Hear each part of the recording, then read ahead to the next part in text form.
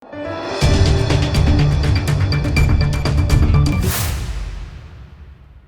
દર્શક મિત્રો, આપ જોઈ રહ્યા છો લોકમૈત્રી ન્યૂઝ. હું છું એન્કર અર્પિતા પટેલ. હવે જોઈએ અગત્યના સમાચાર. ગીર સોમનાથ જિલ્લા ટ્રાફિક પોલીસ દ્વારા માર્ગ સલામતી માસનો પ્રારંભ જિલ્લા કલેક્ટર દિગ્વિજયસિંહ જાડેજા તેમજ જિલ્લા પોલીસ અધિક્ષક મનોહરસિંહ જાડેજાના અધ્યક્ષ સ્થાને કરવામાં આવ્યો.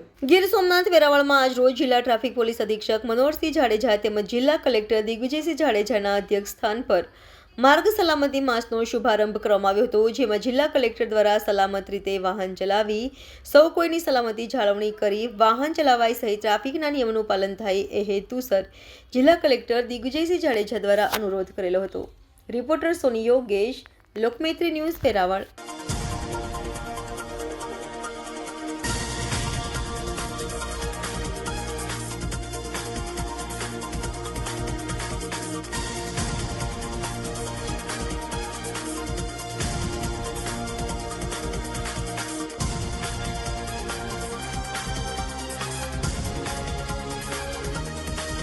આજરોજ આપણે માર્ગ સલામતી માસની ઉજવણીનો પ્રારંભ આ જિલ્લા માટે આપણે કર્યો છે.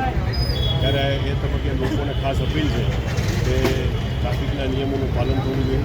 ટ્રાફિકના નિયમોનું પાલન કરવું એ આપણી પોતાની સલામતી માટે છે.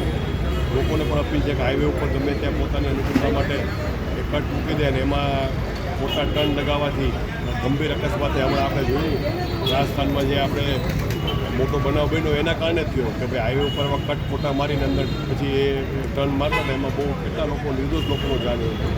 તો આવી બધી પ્રવૃત્તિથી દૂર રહી, હેલ્મેટ પહેરીએ, સીટ બેલ્ટ બાંધીએ, જેથી એ પોતા માટે છે, એ કોઈ બીજા માટે નથી પણ આપણા પોતાના માટે.